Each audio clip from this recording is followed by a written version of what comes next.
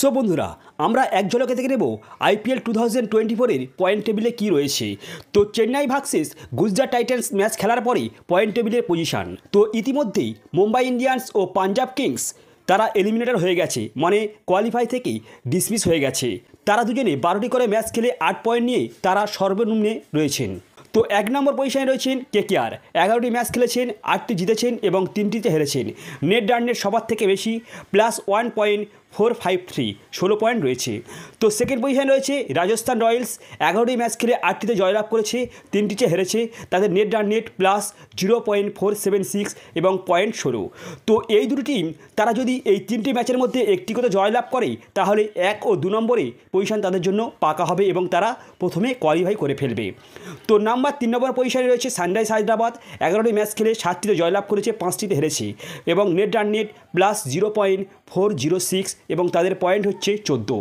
তো তাদেরও যদি একটি ম্যাচ জয়লাভ করে 2টি ম্যাচের মধ্যে তারা সেমিফাইনালে ইজিভাবে কোয়ালিফাই করে ফেলবে।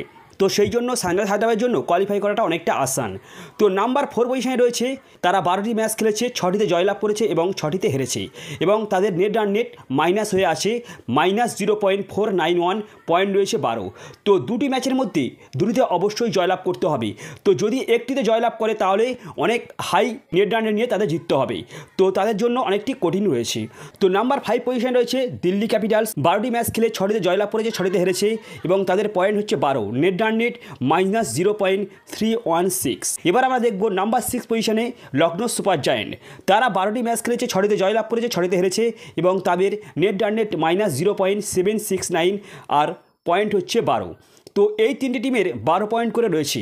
তো দিল্লি ক্যাপিটালস ও লখনৌ সুপার জায়ান্টের জন্য অনেকটি কঠিন, তার কারণ হচ্ছে তাদের 2টি ম্যাচ বাকি রয়েছে। তাদের 2টি ম্যাচ যদি তারা জয়লাভ করে তারা 16 পয়েন্টের মধ্যে পৌঁছে যাবে। যদি একটি করে জয়লাভ করে তাহলে তাদের নেট রানের দিকে লক্ষ্য করতে হবে। তো এবার আসি আরসিবি।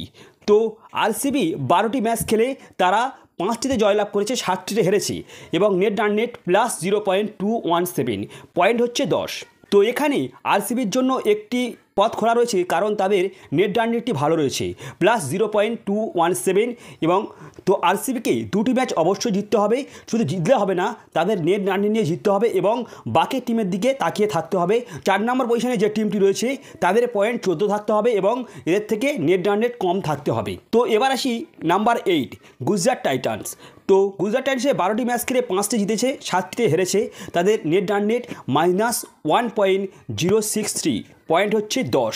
তো গুজরাটের জন্য লড়াই অনেকটাই কঠিন, কারণ নেট রান নেটটা -1.063।